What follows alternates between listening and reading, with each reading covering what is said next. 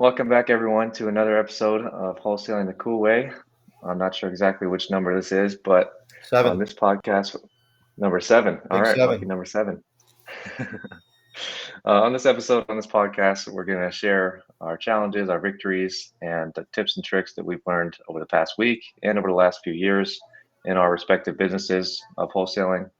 And if you guys get any value from this, leave a like. And if you have any questions or anything you want us to add into the format or the next show, feel free to leave your comments below.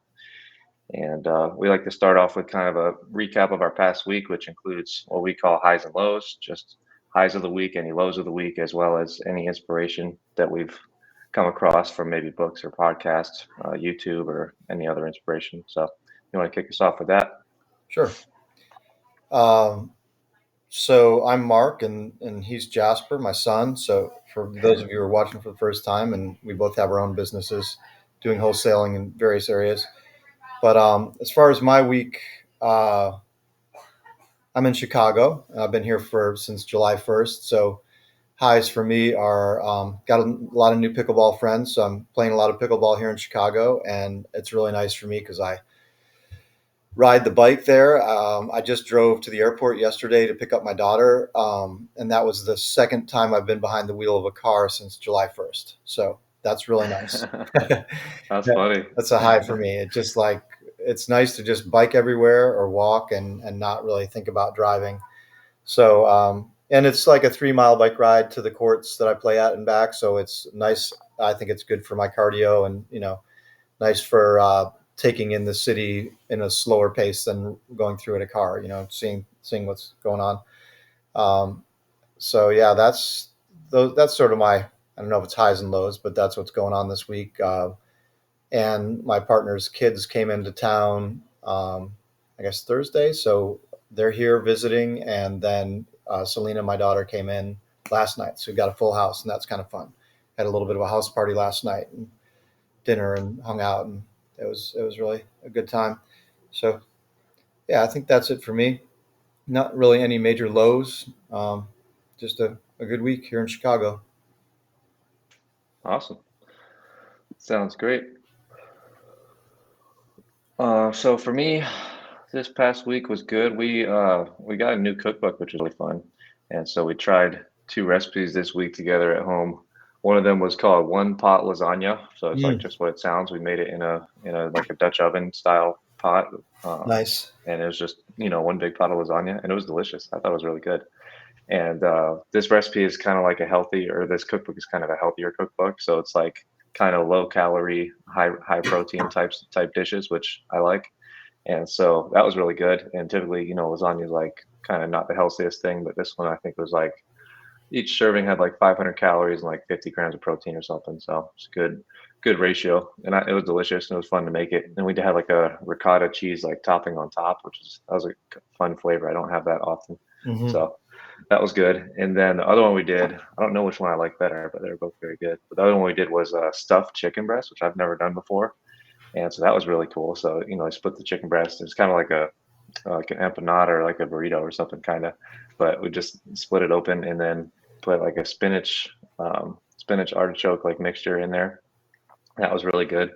And then we actually also made spinach artichoke dip on the side with it. So that was really good. I really like that one, but it was fun to try some new recipes and cook at home. That was fun. What's the And we cookbook? also it's called Strip Down and Get Cooking. It's from it's from one of these guys that I enjoy watching his videos online. He's like a fitness influencer or whatever. And so he came out with his own cookbook and we've been watching him for a while. And he like that's one of his things on his channel. Like he shows you that you can cook your meals at home and make delicious meals that are also healthy for you because he was like overweight before and then he got in great shape and it was all from him cooking for himself and working out and stuff. Nice. So that was cool to support him, and it's a lot of good recipes in there too. It's like 150 pages or something, so we've only scratched the surface. But I'm excited to try some more of those. But of course, in addition to that, we also went to Torchy's this week. Had to because it's a new month, which means it's a new taco of the month. So So we went over there. They had a fried fish taco this month, which I love Nice. fried fish tacos. So Yeah. that one was really good. And it's fun. I think we've tried like every taco of the month for this year, except for one because it was a shrimp taco. But I, I should have made like a ranking system or something so I know. But the only bummer is they don't bring them onto the menu. Like they don't all the taco of the months. They're there for the month and then they're gone, which is kind of a bummer. I wish we could like vote on them or something. They could Yeah. incorporate them into the menu long term. But it's fun though because it's like a get it while you can type thing. So it's fun. Yeah. So yeah, that was great. Always enjoy going and eating there. And other than that, it's been a great week here at home um, with the dogs and everything. It's been nice weather, and it's down to like 100 during the day, which it's still toasty, but it doesn't feel too bad. And the evenings and mornings are getting cooler, so it's nice to be heading into fall. But yeah, that's it for me. It's a good week. Cool. Sounds good. Yeah. Um, so I guess do you want to just go straight into business check-in? Yeah. Well, or we can do inspiration and learning too. Um, Okay. yeah. I mean, I can start off with that. Let's see. I'm still reading Who Not How, which I highly recommend to anyone who is looking to grow their business, and it's just a great book about how to delegate and outsource stuff, and ask the question, who can do this, rather than how can I get this done. And Mm-hmm. really easy to read, even though I've been reading it very slowly this time. I mean, I've read it a couple times, so I'm just kind of like chipping away at it in the morning, sometimes reading a little section. But Mm-hmm. really good. I recommend that to people. Jasper, I listened to one that you recommended to me, and I can't remember the guy's name. You'll probably be able to tell me, but he was on the Iced Coffee Hour, and it was the guy who has the business photo or making videos of homes and yachts and RVs and luxury settings. Yeah, yeah. Yeah, And it's yeah. can't remember his name. Ennis is his name. Yeah, and it's Anyway, that was a good episode. I really enjoyed that. Just the various stories he had about, well, growing his business and his vision and just doing something that he really loves, and then his attention to detail and increasing the quality of what he does, and like having a standard that he has that he won't dip below, and like stuff he learned. Because it was interesting. One of the things I enjoyed about that is that he was saying that where he's at now in his business, he associates with billionaires a lot, you know. And so the hosts were asking him, like, well, what can you tell us about like your experience with billionaires and what they're interested in and what matters to them and all those things. And the other interesting perspective is that he spends more time with billionaires than most billionaires do. So they're curious about what yeah. other people are doing and stuff. So that was cool. But then, just like that, billionaires more value like, how does this business work? How does it run? What's your, structure? What's your process? Those kinds of things. Like, and the other characteristic he was saying about billionaires that he felt like they had in common, because they're all humans, and like they're asking, was everybody happy, or is everybody, he's like, well, some people are happy, some people are not happy, some people are more driven, some people are more lighthearted, but the one thing he felt like they had in common was sort of a single-minded focus quality, like being present in the moment when they were doing something, they were doing that thing. Like, people aren't on their Mm-hmm. cell phone if they're having dinner with people. They're having dinner with people. People are, if they're Mm-hmm. working, they're totally, everything else is tuned out and they're working. Or if they're doing this task, whatever they're doing, they're present for it. So I like that, because that's a quality that I try and cultivate for myself, is just being present in the moment. So that Yeah. was that was a cool insight. And it was fun to hear the story about Michael Jordan's getting to do Michael Jordan's place here in Chicago, because I'm in Chicago, and so I want to watch that video. I haven't watched it yet, but just hearing like that it was a real process to try and get access to that, and like the multi-stage approval process they had to have for the video, and how they didn't even know if they were going to be able to publish the video, and how Michael Jordan's furniture, like, you have to have an agreement that you're not going to try and sell the furniture, because you can't like go in there and buy the house and then try and sell all the furniture as like Michael Jordan's couch or Michael Jordan's bed or anything. Yeah. So it was an interesting to hear all the stuff he had to go through with his business to get that video done. And talking about like touring 50 Cent's mansion and other people that, other famous people he's come into contact with. It was a good Mm-hmm. podcast, so I appreciate you recommending that to me. Um, and then today, when I sometimes I listen to pods while I'm riding my bike on the lakeside, and I was listening to John Wooden today because I just had him bookmarked in my watch later stuff, and I like his wisdom. And it was just a talk he gave, I think, to alumni of UCLA about success and what it means to him, and Mm-hmm. his experience. And it was cool because one of the things he was saying is his father taught him, um, don't compare yourself to other people, just always try and be the best you can be, you know. And I thought that was great, and he tried to impart that to his athletes.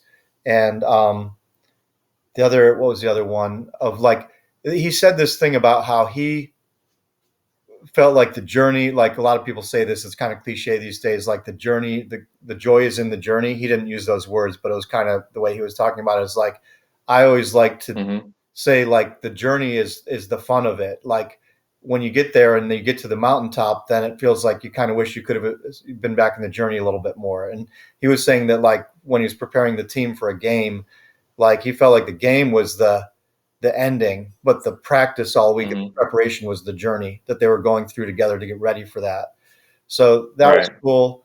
And then the other thing he said about it is he said that he wanted to teach his athletes, like, he said this really cool thing, which is like, the other team can score more points than you, have more points than you at the end of the game, and you can feel like a winner, and you can score more points than the other team at the end of the game and feel like a loser. And he said he always Yeah. wanted his athletes to feel like they had given everything they had, and that they had won at the end of the game. And he said, no matter what the scoreboard says, I want somebody who's looking from the outside not to know from your body language and how you carry yourself what the results of the scoreboard were. You know what I mean? Yeah. That's And a I good thought one. that was a Yeah. really cool perspective that he had, that you should look, your body Definitely. language should be exactly the same no matter what the result on the scoreboard is. Mm-hmm. And that means that you gave your all and gave your best, and you feel like you did everything you could do. So Yeah. those are some takeaways I had from that. And he's a cool guy just to listen to, because he was really into poetry, so he, like, drops all these poems into his speaking that he's just memorized or recited. Like, he had one from some Mm-hmm. umpire from way back when about, similar to that, talking about the results and how, what winning really is, and just all these, like, nuggets of wisdom he dropped into his speaking. It was really cool. So I enjoyed that. I don't know what it's called, but it was just like a John Wooden, like a 15-minute thing on YouTube that I was listening to this morning while I was Yeah. That biking on sounds the cool. lakeside. So yeah, that's my learning and inspiration check in for today. Awesome. That sounds very cool. The one with John Wooden for sure. Yeah, I can share that with you. And also that video of Michael Jordan's house is very cool. You should check that out. Yeah, I definitely Very, want to check it out. very cool house, obviously, but he films it in a very, very good way. Is that the one that he So was in when they were filming The Last Dance? yeah, I think so. I Yeah, think because so. they have him in his living room in The Last Dance when they're interviewing him. Yeah, it's funny. I think that house has been up for sale for like 20 years. You just can't sell it, which is interesting. Because it's so unique. Yeah, and Yeah, there's all these parameters around it. yeah. But yeah, it's interesting. But yeah, for me, I had a few things. I've been reading a bit more this week, which I've been really enjoying. So I've been listening to Ben Hardy and Dan Sullivan's book, which is called 10x is better than 2x. I think that's a name, something like that. 10x is bigger than 2x or something. But I've really been enjoying that one. I'm only maybe an hour and a half in or something, but I've really been enjoying that so far. And what they talk about is just that 2x is a mindset of volume, where it's like if you want to double your business, then it's kind of a more hands-on approach, which is just like, well, hey, if I made $100,000 this year and I want to make $200,000 next year, then I have to do double the deals, right? As an example. Yeah, And so they said that's just a flawed way of thinking, and it's going to keep you stuck in the doing rather than the delegating, because these are the same people, for those who don't know, who wrote Who Not How.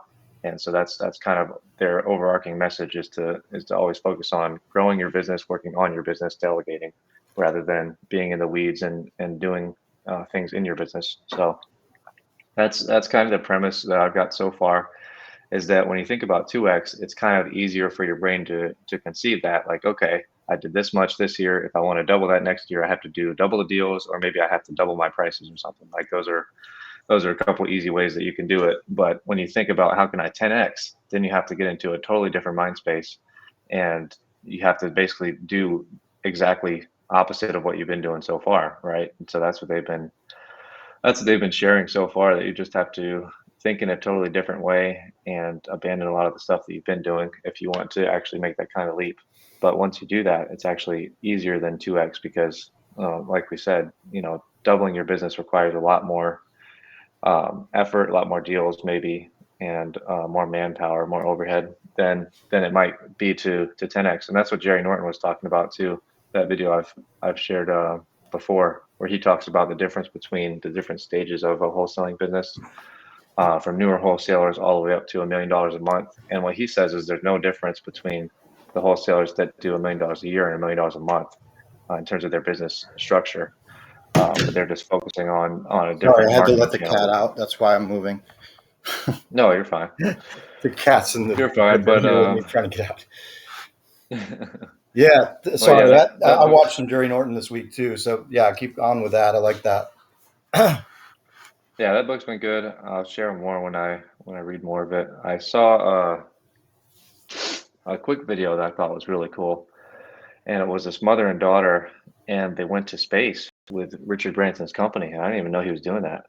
And so these two ladies won a trip, like they were entered into his contest or whatever, and they literally won a trip to go up there. And so I didn't even know that he was doing that yet. I thought that was still kind of years away, but he's doing it. So he's doing commercial space travel already. And I thought that was just amazing because I thought Elon or Jeff Bezos would have beat him, but he won. It seems like, he's already doing it. And I know Jeff Bezos went to space himself, I think last year, but he's already doing this commercially. And so they're fully booked until like 2035 or something crazy. Wow.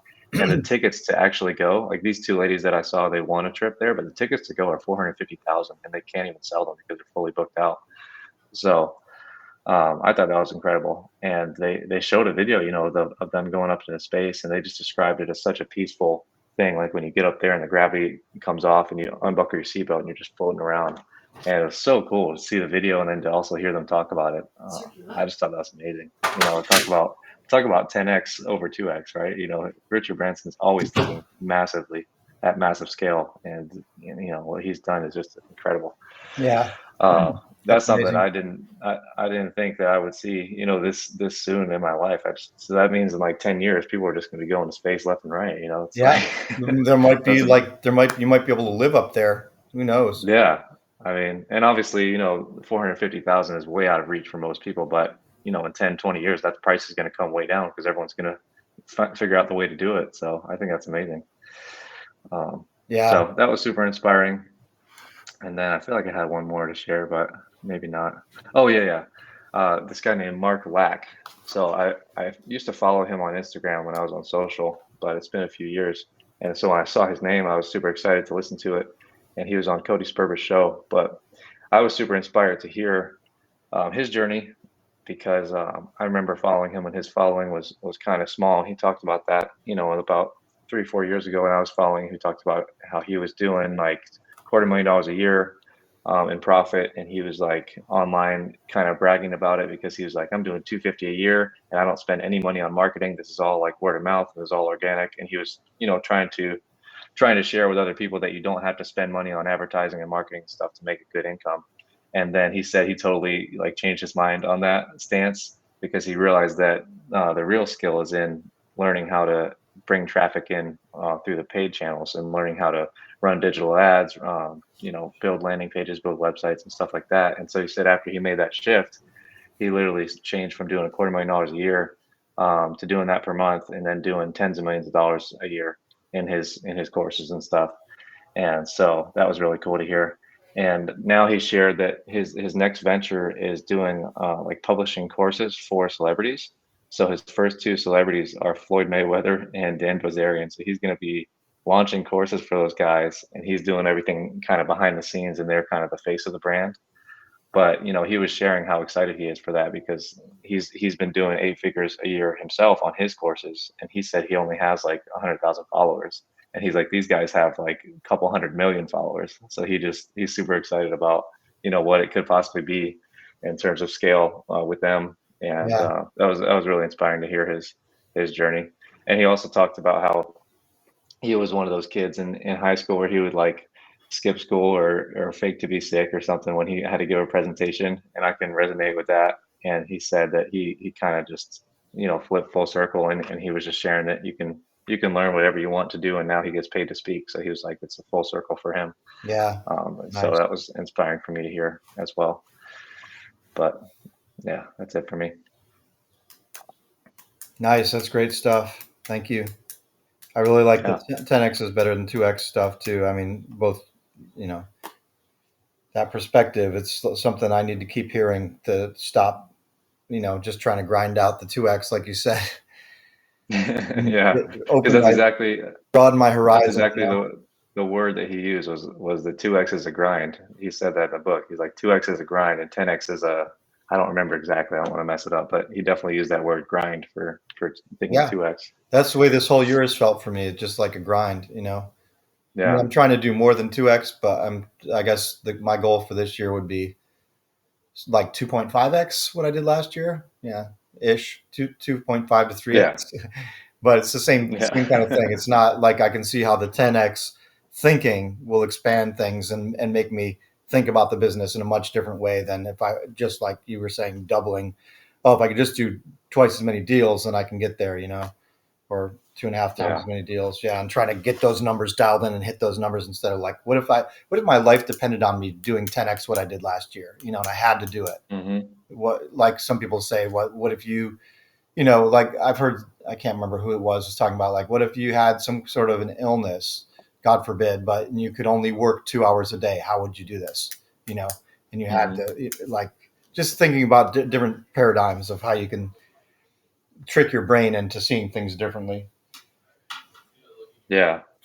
I always like those sort of games. It might be kind of dark for some people, but I remember when I was training in high school, I used to like this guy named Taylor Allen, and I bought all his courses, followed all his training and stuff. But what he used to say was that if you had 4 years to make the NBA and you had a gun to your head to do it, how would you do it? And I used to think about that every day when I was, we were training so hard every day. So, Yeah.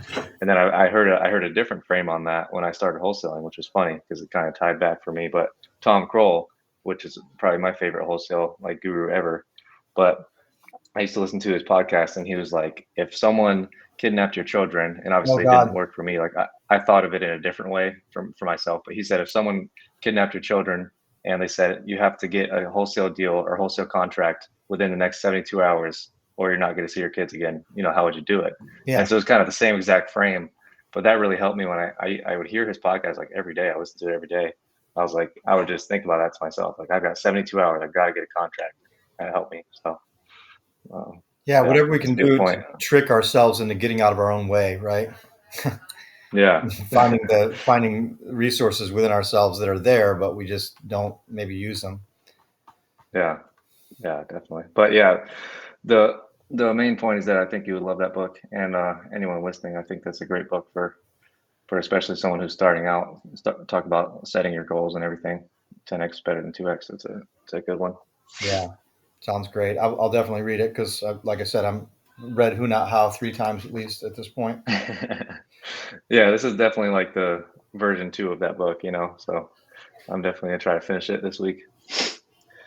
But let's move on. Let's go into business check-in. All right. Well, as far as big business check-in, I guess I'll just start off with my KPIs this week.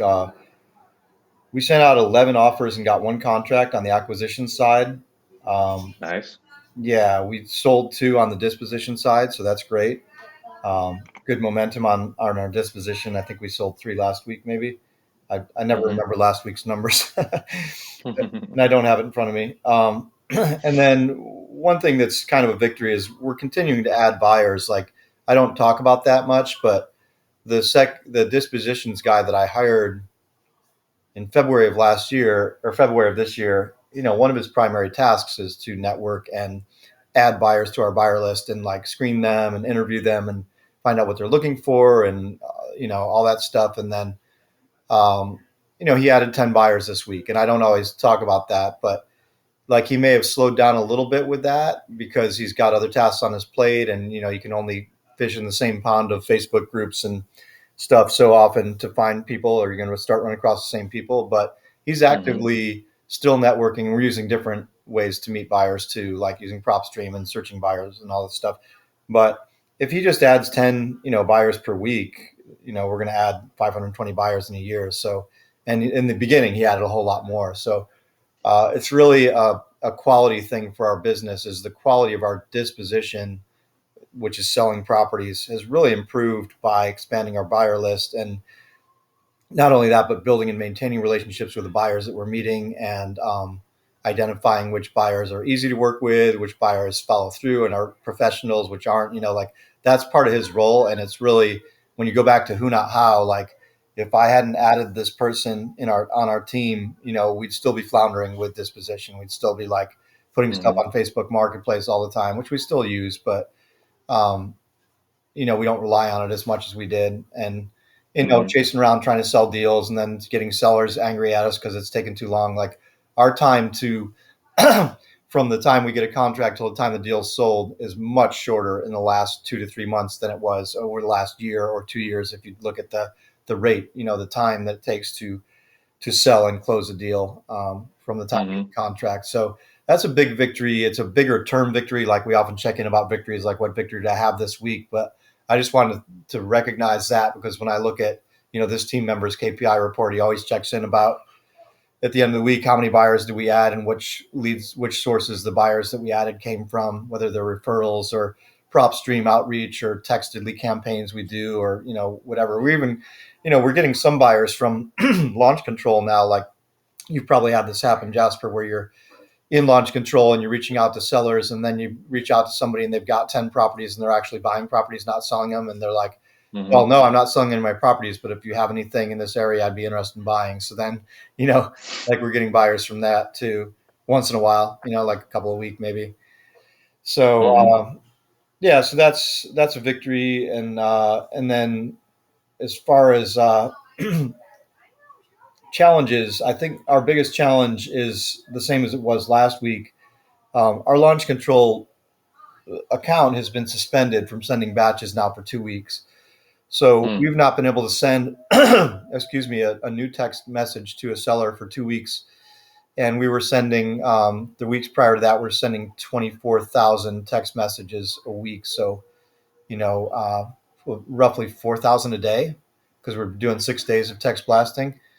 So that's been really painful. And I don't want to bash launch control, but I know they can't control the regulatory body that reviews your website and puts you back online. But I feel like they dropped the ball a little bit as far as advising us as to what we needed to do with our website to get back online, and that there was some lag time that didn't need to be there. So, pardon me, I don't know why my throat's so froggy, but that's been our biggest challenge. And Jasper and I were talking about this before we started push record on the podcast. But some of the best gold comes out of our challenges, and so the goal that's come from this challenge has been that we have been going through our leads that we've generated over the past couple of years with a fine tooth comb. We've been going into every category in our CRM of seller leads. We've been going through all the different statuses in our launch control account, whether it be not interested that we've marked improperly, or nurture that's just we forgot to follow up with, or warm leads that just kind of sat there and didn't get the follow up they needed. So, and those numbers of leads in launch control were in the thousands before we started this process. In Podio and our CRM, they were, close to 1,000 leads, and that those categories of just like maybe neglected and not followed up on to the degree we want to be. So the goal is Mm-hmm. we've been really improving and organizing our lead management, and we've been making sure all of our follow-up sequences, we've built out more follow-up sequences in launch control and in Podio for every different situation and different intervals of follow-up. And and we've been having a similar lead flow for the last 2 weeks without any text being sent to our lead flow. That's We're awesome. sending 24,000 texts a week. Yeah. That's just by going through, pardon me, the leads that we had generated over the last 2 to 3 years, and checking with where we're at in the process of follow up, and noticing that we could use a lot of improvement in that area, and then taking steps to improve it. So That's been the victory out of the challenge. The gold that comes out of the the hard time. So yeah, that's Hmm. my. I think that's my summary of my business for the week. Yeah, no closings this week. We our closing attorney's out of town, so we weren't going to close anything this week, even if we had something lined up. But we did squeeze two into the prior week, so we got those closed last week, and then he'll be back next week. I think we have two more scheduled right now to close this month, but we're looking to obviously get more things into August to close because we still have almost 3 weeks in August left. So hopefully we can Yeah. put some more stuff in escrow and build up the August revenue. But it's nice to start off the month with two closed in the first week of the month and go from there. Oh yeah, that's awesome. So yeah, that's my business check-in. I'm open to feedback, but I don't need any feedback unless there's something you heard that you wanted to hit on. Sweet. Yeah, I didn't hear you really touch on any challenges besides the launch control thing, but it kind of sounds like a blessing in disguise. Yeah, it's been a huge challenge to, the other challenge that comes out of that is like making sure that people on acquisitions have stuff to do, but we have figured that out. They have stuff to do, but, there are two people who Yeah. work in acquisitions on my team and they're full-time people. So they need, 8 hours of work to do every day. And a big part of that work was processing leads that were coming through launch control. So fortunately, it is a silver lining that we've had a bunch of leads that needed attention that didn't get it. And so it's a great opportunity for us to get organized before we get our account back and we can blast that out. And it's a lesson in, people, I think I probably spoke to this last week when I checked in about this challenge, but a lot of people in business say diversify your marketing channels, don't just count on one thing. And so we've been kind of going all in with text, and that's great. But if something like this happens, it can really put a crimp in the hose of the pipeline. So Yeah. I'll be looking into whether there's a competitor for launch control that we want to have a low key account on for text, or whether we want to get some direct mail going, even though the response time on that's going to be, it's going to be a 2-3 week turnaround before we start seeing leads from that probably. Or, Yeah. the other channel that we really haven't explored is cold calling, which I know you do a lot, Jasper. And then, there's also PPC, which I haven't really delved into, and that's something I could look into. But I just haven't really wanted to have a learning curve right now at this point in the fiscal year when we're really focused on, 2.5xing the business from last year. But maybe we Yeah. need to think bigger than that. And I just don't want to throw a big learning curve in that's going to cause us to take two steps backward before we go forward. So I've been trying to just goose up the engine we already have working to hit the target Yeah. rather than creating other engines. So anyway, yeah, that's it for me.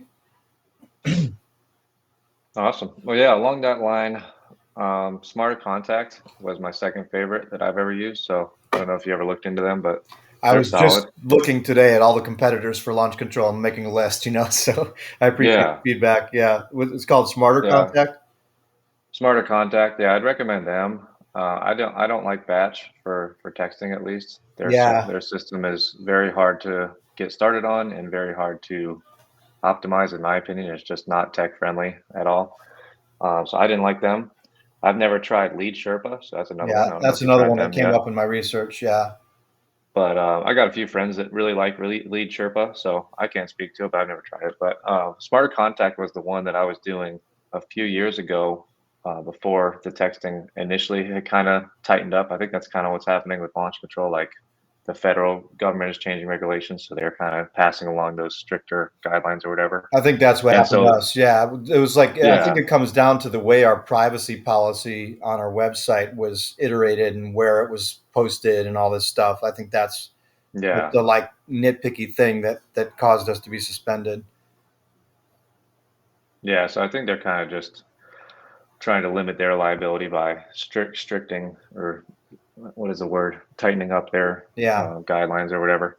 And so yeah, Smarter Contact was the one I used a couple of years ago before I stopped texting for I don't know, like a year or two, and I really like their platform, so I'd recommend them. They're definitely cheaper than Launch Control as well, but I don't remember if they charge you per text. That might be why. I think they might charge you per text, but their monthly cost is lower. Um, So Yeah, and yeah, the I'd other one that recommend came up in my research was REI Reply. Yeah, I've heard people using that one too. That one is, for what I've heard, the most hands-on. Like it's not automated like launch Okay. control is, Yeah. in terms of like you have to manually schedule like your batches and stuff and kind of stay on top of that. But I've heard good things about that, and I think that's the cheapest. I think REI Reply is the cheapest texting by quite a bit. I think they're only like $50 a month, and then you pay per text. Yeah, I might look into adding one of the less expensive ones as a backup in case this ever happens again, and just an additional channel, that we have. Mm-hmm. That's what I'm thinking right now because we're 2 weeks of downtime with launch control and no clear picture of when it's coming back. So Yeah. having a backup might be a good thing. Yeah, I'd probably say Smarter Contact or REI Reply if you're gonna do a backup. Probably one of those two. All right. Well, I Whatever you appreciate the best. feedback. But yeah, also if you want to do cold calling, I've had good experience so far with both my callers from Matt Larson. And what I like about that is that they come fully trained and it's kind of hands off for you. Obviously talk to them every day, but you don't have to do any additional training or training when you hire them. They're ready to roll. So Yeah. that's And nice. since that's like a tip for people who might be listening, what's his company called? We'll give him a It's called plug. Yeah, it's called Rapid Assistance. So anyone can just Google that or go on rapidassistance.com. And And so, yeah, and you've had great experience with the people that you've hired through them. yeah, I have 4 people on my team now from his company, and they've all been great. And 2 of them have been with me for over a year, and they've both been crushing it. So And he's on YouTube, and he talks about using virtual assistants, and it's got some good content as far as you know as that area of running a business goes. yeah, for sure.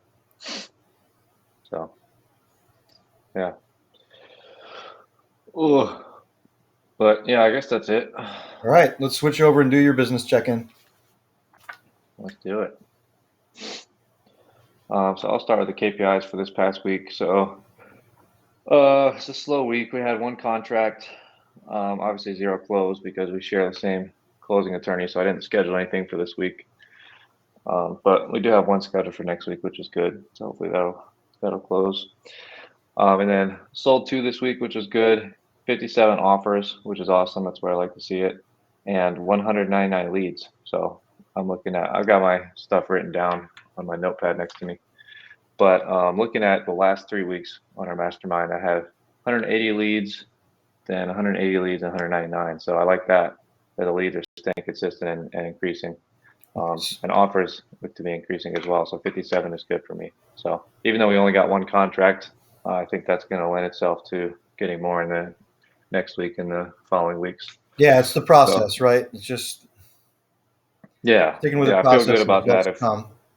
if we're consistently hitting 50 plus offers a week, I think we can hit our goal, which right now is 3 contracts a week. So um, this was a down week, but I think we'll bounce back. So those are my KPIs for victories. Selling those 2 deals was a victory. Um, and then I almost had a victory to share, but then it turned to a challenge. So trying to find if I have any more victories to share. I don't know if I do this week, like You said you specific sold three? victories. Sold 2 this week. Oh, two. Yeah. Nice. So that was good. Yeah, a lot of times my victories stem from closed deals. So this week I don't really have a lot I think to share off the top of my head. But not to say it was a bad week. I just don't remember any huge victories that we got.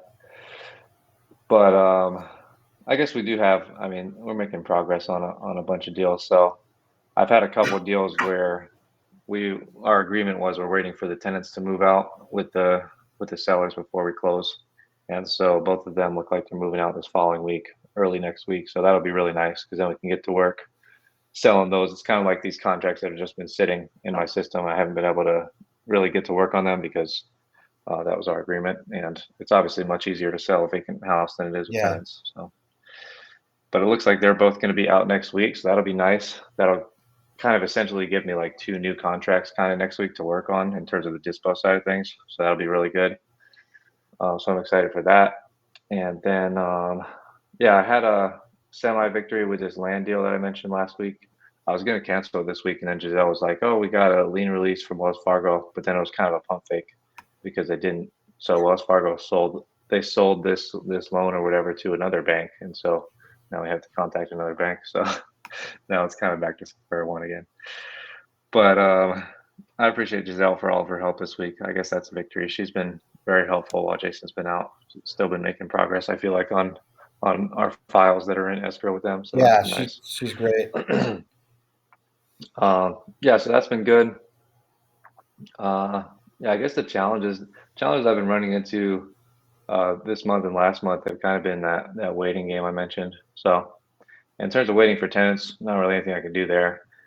There've also been kind of challenges around waiting for like access for pictures or inspection and stuff with people. So I've touched on that before, but um, I don't know. I don't know if there's anything actionable out of that. But when we get properties under contract, I try not to bother the homeowners too much, but um, I just try to gently like let them know like, hey, we can't really move along in our process unless you let us move along in our process. You know what I mean? So it's like, Yeah.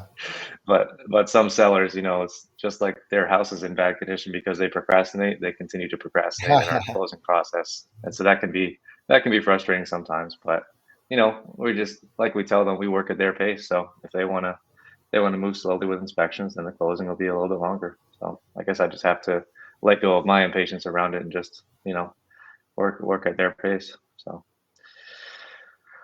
um, but yeah, I don't know if I have any other specific challenges for this week.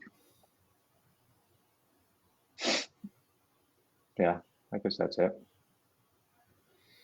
Yeah, the only other thing you can do with tenants is cash for keys, right? Like, it sounds like they did do what they said they were going to do in this case, both situations, right? They left when they said they were going to leave. Yeah, yeah. So both these situations, the owner gave them the notice to vacate, and it seems like they're doing that. So we'll see next week, but hopefully. But yeah, yeah. I guess that's it for me. Nice. Yeah, but one other thing I'll share with you. I didn't share in the inspiration. I was just thinking about it, but I watched this Alex Hermosi video this week, and it was one that I thought I had watched before, but I don't think I did, and it was really good. So it was him talking about uh, how to make more money. I think was like the title of the video or something. But essentially, he was talking about leverage, and he talks about that a lot. But one of the takeaways that I got from it was he said that better is equals more leverage. So becoming better at your existing processes, systems, scripts, whatever it might be, gives you more leverage because then like for example, if you're running an ad on YouTube or something, just like for an easy example, and you test it with one thing and you get like a certain amount of leads, and then you change like the background or you change the script or whatever, and then you get triple the leads, then that's more leverage for you. And so that's something I never even thought about, but it was really helpful for me to think through. And I wrote down in my own business, I wrote down like 10 things while I was watching this video, things that I could improve on in my business that could help with that. So yeah, I would recommend that video to you if you haven't seen it. Yeah, I don't think But I have. for his examples, yeah, for his examples, I got it right here. What he said, what boring but better looks like. So things that you can improve on in your business that will give you more leverage and more results for each action. They might not apply to us, but I'll read his off and I'll share mine. So he said, split testing landing pages, not once, but weekly. Split testing your emails, not once, but weekly. Making new ads, not when you have to, but before you need to. Role playing with your sales team, not once, but daily. Oh, wow. Role playing with your customer success. So in our business, customer success would be the same as transactions. So role playing with your customer success team, taking 10 more interviews for the same role. Wow. I think we can both resonate with that you don't always want to do 10 more interviews, but that might be the difference between finding a diamond in the rough and finding someone that you might have to let go of in a few months.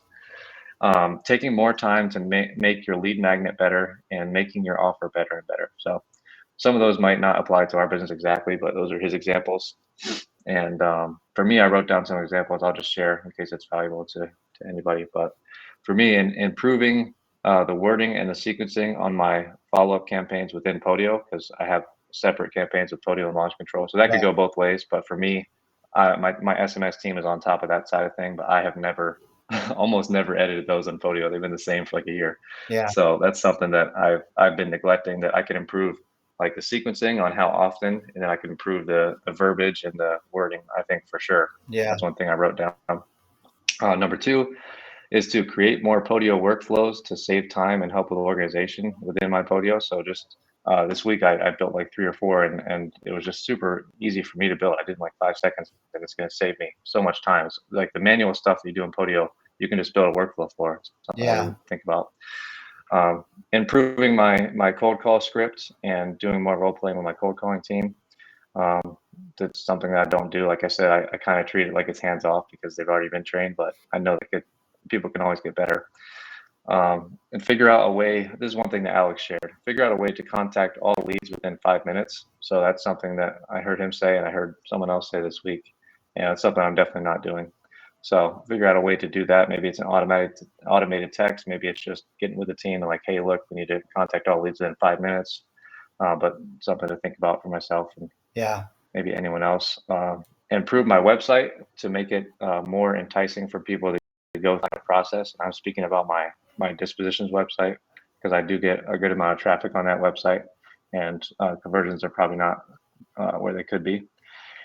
And improve my email templates for when I'm sending out deals. So mess around, like he said, like split test those, split test my subject line, split test the actual format of my email, split test giving more information about the property versus less information, split text, all the different things. So something I need to do there for sure.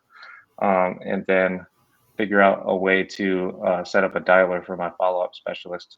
That's something that I realized I could work on, because instead of her hand dialing all these people, I could get her on a dialer and she could do this triple amount of calls, So those are some things that popped in my head while I was watching this video. But that's great stuff. It's inspiring for me, because those are, some of those things are things I can do as well. The split testing for sure, and improving response time. And that was a very playing stuff. timely video for me, because this week with our closing attorney being out, it kind of felt like in some ways I wasn't progressing like I normally feel like I do during the week. And so I was thinking, like, I was having some extra downtime, and I was like, what should I be doing during this time? And then I literally watched this video, and I was like, okay, well, this is what I can do when I have downtime. I can work on all these different things. And it ties back in with where we started with who, not how, and like working on your business rather than in your business, which is the wisdom that we hear over and over. That, like, I've had the same thing. My acquisitions team has been really managing everything, and I've been working in the business, helping to get things, more organized. And then this week it's been slower for me, and I'm like, what do I need to do? So it's working on the business. It's doing these things to improve behind the scenes. Yeah, that's a good point that you shared with the how too, because just because I wrote down all those things that I just shared, that doesn't mean I have to be the one to do all those things. I could delegate that to someone else on my team. Like, hey, can you help me with the SMS scripts in Podio? Can you help me improve the cold calling script? I don't have to do everything myself. So and on that, one of the things I did was I asked one of my team members to go into Launch Control and copy all of the follow-ups for different follow-ups, and basically duplicate them in Podio so that we have the same follow-ups in Podio. So I didn't do that myself. I just said, I went into Launch Control and tweaked all the wording and the verbiage and got everything where I wanted it to be. And then I said, hey, can you take these and drop them into Podio? So it's one way to go. Yeah, good point. Yeah. Awesome. Well, do you want to close out with maybe sharing any tips or tricks or any useful tools that we haven't shared before that might be useful? Yeah, I don't know. I'm not prepared with anything like that. I mean, my we don't have to. Well, my biggest tip is what I said earlier, and I did a little TikTok video about this week, of just like what I've been learning about lead management and making sure that you take care of all your leads. And we talked about this last week, but I think it's a good thing to keep talking about, is just like, we're spending time and money to generate these leads. We're paying cold callers, we're cold calling ourselves, we're doing Launch Control or some other text platform that we're paying for. If you're doing PPC, whatever you're doing to generate leads, it's time and money. So just making sure to make sure those are all in follow-ups and that they're getting the attention they need. And you know, if you can automate the follow-up sequences, that's even better because it's sure to get done. But uh, Hmm. most deals don't happen until somewhere between the fourth and eighth contact or follow-up. So it's really important to not give up on a lead because they say no a couple of times. If they don't say "do not ever call me again," then they're still a lead until they do. You That's right. know, so Yeah. I guess that's my biggest tip, or the thing that's front of mind for me right now. You got anything? Yeah. I love it. Yeah, I'll share something. I don't know if I've shared this on this pod before, so I'll share this. But one of the tools that I'm grateful for on a weekly basis is called Velocity REOs. And for those of you that might be starting out wholesaling houses, it's a very useful tool. Oh Basically, yeah. what they do is they handle all of the back end for you when you're needing to get a photo inspection done. So let's say, for example, you have a tenant occupied house and the owner, is interested in selling. She's agreeing to let you take a look at the property instead of you having to stop your like lead generation efforts or follow-up efforts on your end, especially when you're starting out. You can just plug in the information of the seller or the tenant into this thing with their contact name and their number, and they'll go ahead and reach out via text and phone, schedule an appointment, take the pictures, and then email those pictures to you. And so for us, we get multiple orders a week with them, and it's just super helpful to have that going on in the background. You don't have to worry about it, So and easy. it's very affordable too. Yeah. The majority of our orders cost about 25 bucks with these guys. And if you were to go on Facebook like I used to and try to do this manually, like reach out, hey, who can help me in blank city get photos of a property? Typically, you're paying anywhere from 50 to 75 bucks because these are people that don't do this for a living, but they've got this down to a science, and they've got a lot of representatives on their company, and they do this at scale, so they're able to offer you a much more affordable price and while taking all the burden off your plate. So that's a tool that we use, and I think it might be helpful. Yeah, that's a great tip. I've definitely used that one, and it's very easy. And like you said, it just makes a job that could be really challenging or time consuming or even frustrating to delegate to somebody else very, very easy. And the cost is great Yeah. compared to that other stuff. I've done it where I've gotten somebody off of Facebook to drive out there who's a wholesaler, but they're just starting out, and then they take the pictures and all that stuff. And yeah, it's a whole lot more work than just going on Yeah. Realio and typing in some stuff and getting bids on your thing and sending somebody out there. And like you said, they handle it all for you too. It's yeah. So yeah, Yeah. I definitely Yeah. recommend that one too. Yeah. Awesome. Well, do you have any quotes or anything you want to end off with, or you want to just close it with appreciations? Yeah, I don't have any quotes off the top of my head. Again, like I'd like to be more prepared for this, but I'm not. We Oh, it's no problem. have people in town this week, so I'm a little bit more distracted than normal. Uh, yeah, do you have any No quotes that you worries. I saved? have one I could share real quick, and then Okay. yeah, I could share one real quick, and then we'll close out. Um, but actually, I'll share two. So these are both from an email that we subscribe to with a guy named Sahil Bloom. He sends out a couple emails every week, Oh yeah. different ideas and stuff. So this is from his most recent email. Two quotes that I liked in here. One of them was by Derek Sivers, which we both like. It's kind of a funny quote, but he says, "If more information was the answer, then we'd all be billionaires with perfect abs." So that's just a quote. That's just a quote. That's speaking on the importance of taking action rather than gathering a bunch of information before you take action. I think we both heard on a podcast something like this, but in the Navy SEALs, I think they need like what 40% of the information, and then they make a decision, something like that. Where it's like if they have 40% of what they need to make a decision, they just make a decision. So, Yeah, but that's a funny quote. Just talks about taking more action. And then this other I one like is that. by Ralph Waldo Emerson, and he says, "Sow a thought and you reap an action. Sow an action and you reap a habit. Sow a habit and you reap a character. Sow a character and you reap a destiny." So Yeah, it's great. I like that quote as well. Yeah. Just showing how everything builds on each other. But that's it. We can close it out with appreciations. All right. Well, I appreciate you sharing those quotes and all the gold that you shared today. A lot of good stuff about the learning and the inspiration and yeah, the quotes at the end. And appreciate you doing this mastermind every day, every week for 3 years or so. It's been great to always have this as a touchstone to think about, for me, think about my business and where I'm going and where I can grow and improve. And I'm always inspired by your journey. So thank you for that. And yeah, I appreciate summer in Chicago. It's really great. Um, the lake is great. The weather's great. You know, it's beautiful. It's fun. All the people are out happy. So Yeah. I've been enjoying being in Chicago for the summer. I appreciate the opportunity to be here and appreciate having family staying with us. That's nice. Nice to have a house full of people having fun together and seeing my one of my favorite dogs, my grand dog Artemis. Yeah. I'm due to see my other grand dogs. One of them who I've never met. Selena says Idris is 90 pounds now. Oh yeah. Yeah, so Big boy. Jasper's dogs are Idris and Kobe, and I haven't seen Kobe in a long time. I guess since March of last year. Yeah. So, but then your baby dog is 90 pounds now. Amazing. Yeah. But yeah, I appreciate our animal friends and all the joy they bring us. Always our animal family members. So I'm in with that. Yeah. Awesome. Well, yeah, I appreciate the same thing. Just Naja went out and she brought them home some toys yesterday from the store, and it's just so fun to watch them play with these new toys. We got this one. It's looks like a pumpkin, but it sounds like a duck. It's like makes a quacking noise, and they loved it. Like it's funny because she'll always get them like three or four toys, and they'll just hone in on one toy and they'll just destroy that toy. You know, just go to town on that one, and that was the one. So it's really funny.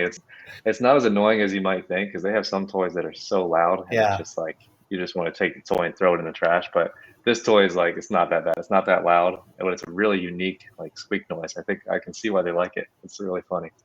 So it's funny to watch them play with new toys and then just play throughout the day. It's always fun to watch them. So I'm grateful for that, and I appreciate you doing this mastermind. I appreciate anyone who's listening to us, watching and yeah. listening, Thanks and for listening and watching. yeah, yeah. And again, if you guys get any value, or if you have any questions or comments or anything you'd like us to change or anything, feel free to leave it below.